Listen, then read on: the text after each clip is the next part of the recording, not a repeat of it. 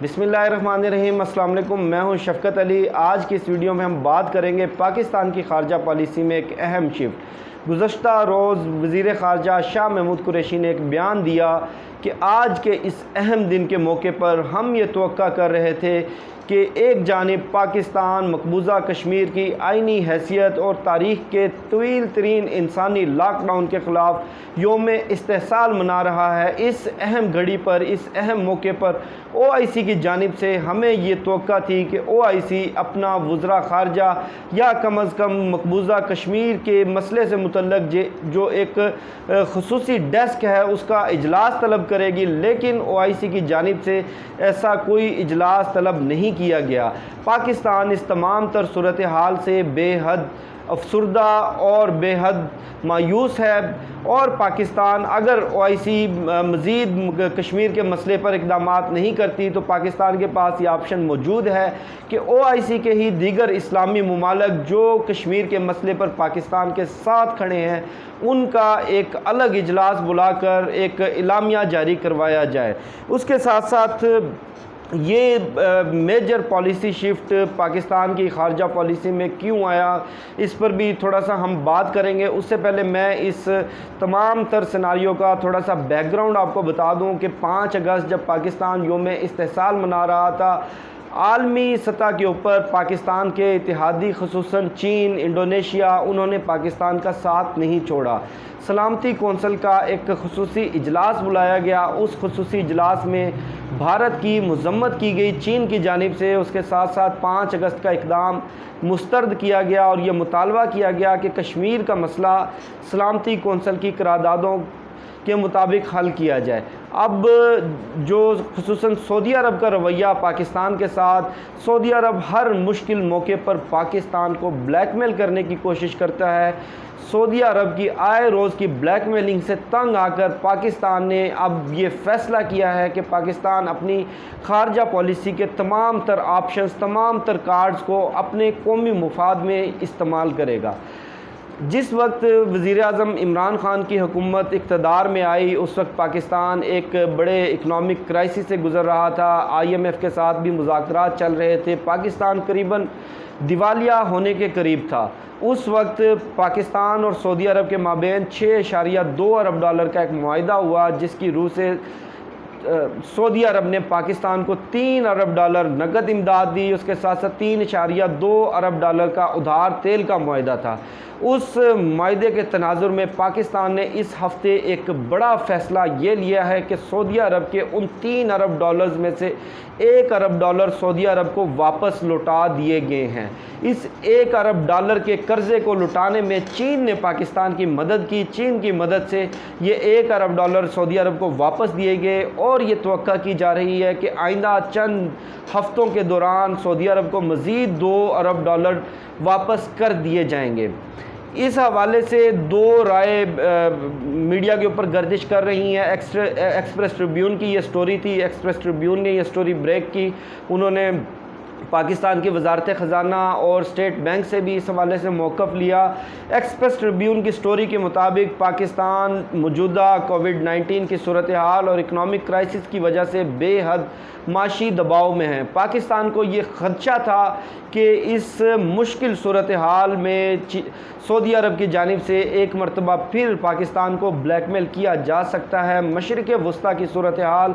جس طرح سے تبدیل ہو رہی ہے، اس صورتحال کے تناظر میں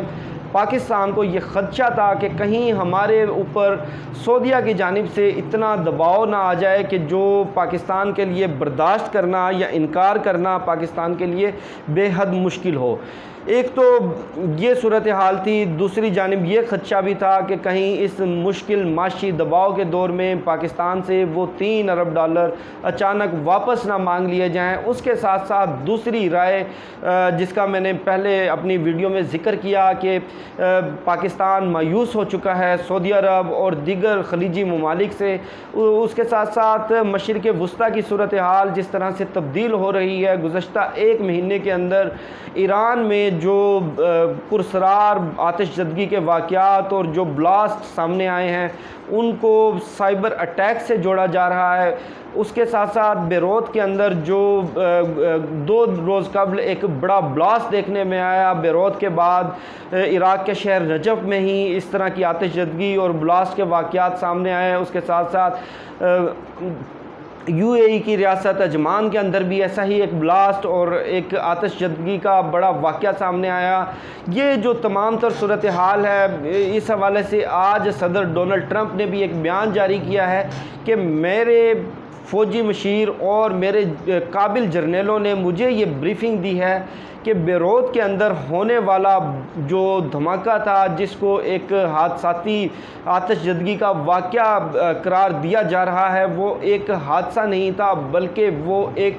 حملہ تھا جو کہ ایک میزائل حملہ بھی ہو سکتا ہے، اور میں اس حوالے سے پر یقین ہوں کہ وہ کوئی کنونشنل اٹیک نہیں تھا، یعنی کہ کسی عام نوعیت کا میزائل یا بم حملہ نہیں تھا، وہ کوئی اسٹریٹجک ٹیکٹیکل ویپن یعنی کہ چھوٹا ایٹم بم وہاں پر مارا گیا ہے۔ یہ جو مشرق وسطیٰ کی صورتحال تبدیل ہو رہی ہے، اس حوالے سے گزشتہ 2 ہفتے قبل ایک بڑا بریک تھرو اس وقت دیکھنے میں آیا جب چین اور ایران کے مابین $400 بلین کی 25 سال کی ایک ڈیل ہوئی۔ اس ڈیل سے ایک جانب تو سعودی عرب پریشان ہے، دوسری جانب امریکہ بھی ڈیفینیٹلی، امریکہ ایران پر پابندیاں لگانے میں، ایران پر دباؤ ڈالنے میں پیش رہا ہے۔ 1979 کے بعد سے ہی امریکہ اور ایران کے مابین تعلقات میں جو کشیدگی اور جو تلخی چلتی آ رہی ہے، وہ اس وقت خصوصاً ڈونلڈ ٹرمپ کے دور میں اپنے عروج پر ہے۔ اب جو خطے کے وہ ممالک جو کہیں نہ کہیں کسی نہ کسی حوالے سے یا تو ایران سے خوف زدہ ہیں یا ایران کے ساتھ ان کے تعلقات کشیدہ ہے، خصوصاً اسرائیل، سعودی عرب، اب وہ اس ڈیل کو اس کانٹیکسٹ میں لے رہے ہیں۔ اگر ایران کو اتنی بڑی پیمنٹ مل جاتی ہے، یہ ڈیل میچور ہو جاتی ہے، ایران کی جس طرح سے ڈیل میں چین نے مالی امداد کی یقین دہانی کروائی ہے، تو وہ جو سینکشنز کا سلسلہ چل رہا تھا وہ بے اثر ہو جائے گا۔ ایران اس اثر سے آزاد ہو کر مزید طاقتور ملک کے طور پر ابھرے گا۔ ویسے بھی مشرق وسطیٰ کے اندر ایران کا اثر و رسوخ بڑی تیزی سے پھیل رہا ہے۔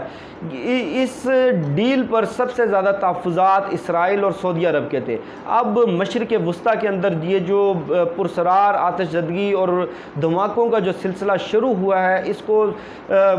سائبر جنگ قرار دیا جا رہا ہے روسی میڈیا کی جانب سے، عالمی میڈیا کی جانب سے، کہ سعودی عرب،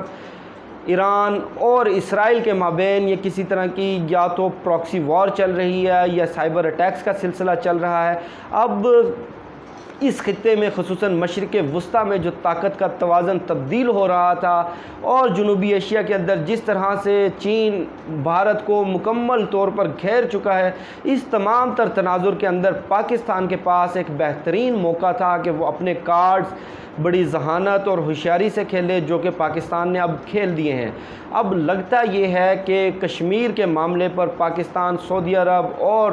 امریکہ جیسے ممالک سے مایوس ہو چکا ہے۔ اب فیصلہ یہ کیا گیا ہے کہ ترکی، انڈونیشیا، ملائیشیا، ایران اور پاکستان کے دیگر حمایتی ممالک کی صورت میں ایک نیا اسلامی بلاک تشکیل دیا جائے گا۔ اس اسلامی بلاک کی حمایت چین نے بھی کی ہے، جو کہ کل سلامتی کونسل کے اجلاس میں بھی سامنے آ گئی۔ اس وقت سلامتی کونسل کا صدر ہمارا مسلم برادر ملک انڈونیشیا ہے۔ سلامتی کونسل کا اجلاس بلانے میں انڈونیشیا کی مدد چین نے بھی ہر ممکن طریقے سے کی۔ اب یہ چین کی بھی خواہش ہے، اس کے ساتھ ساتھ پاکستان کے پالیسی سازوں کو بھی یہ واضح ہو گیا ہے کہ کشمیر کے معاملے پر نہ تو سعودی عرب نے ہمارا ساتھ دینا، نہ خلیج کے دیگر ممالک نے ہمارا ساتھ دینا۔ اب ہمیں دیکھنا یہ ہوگا کہ پاکستان کس طرح سے سعودی عرب کے اوپر جو اپنی ڈپینڈنسی ہے اس کو ختم کرتا ہے، کس طرح سے نیا بلاک تشکیل دیا جاتا ہے۔ اس کے ساتھ ساتھ جو پاکستان نے نیا سیاسی نقشہ جاری کیا تھا، نیا سیاسی نقشہ جاری کرنے کے بعد اس کے اثرات بھی بھارتی میڈیا اور بھارتی حکومت کی جانب سے آنا شروع ہو چکے ہیں۔ ایک طوفان بدتمیزی، ایک رونا دھونا بھارتی میڈیا میں آپ اور ہم لوگ دیکھ سکتے ہیں، لیکن یہ جو پاکستان کے اندر یہ نام نہاد دیسی لبرلز نے جس طرح سے سستی جگتیں لگا کر پاکستان کی ریاست اور پاکستان کی حکومت کو کشمیر کے معاملے میں کمزور کرنے کی کوشش کی، یہ میں تو یہ کہوں گا کہ بھارت نے جو پاکستان کے خلاف 5th جنریشن وار یعنی کہ انفارمیشن وار جو چھیڑ رکھی ہے، یہ اسی کا ایک حصہ ہے۔ یہ تھے وہ تمام تر حقائق جو کشمیر اور مشرق وسطیٰ کی بدلتی ہوئی صورتحال کے تناظر میں نے آپ کے ساتھ شیئر کیا۔ مجھے شفقت علی کو دیجیے اجازت، انشاءاللہ آپ سے پھر نیکسٹ ویڈیو میں ملاقات ہوگی، تب تک کے لیے اللہ حافظ۔